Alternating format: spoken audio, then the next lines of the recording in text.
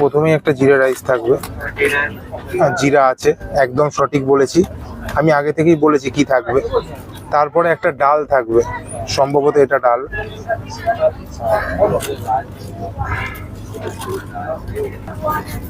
Complimentary ডাল, এটা ডাল রয়েছে, চিকেন মিলে গেছে। তো জিরা রাইস, ডাল, চিকেন, আর এটা একটা আলুর সবজি থাকবে, আলু ভাজা টাইপের সম্ভবত। হ্যাঁ, এটাও মিলে গেছে। এটা দিয়েছে সম্ভবত একটা তরকারি, নর্মাল তরকারি, আর এর সঙ্গে দই দিয়েছে, মিষ্টি দই অথবা টক দই।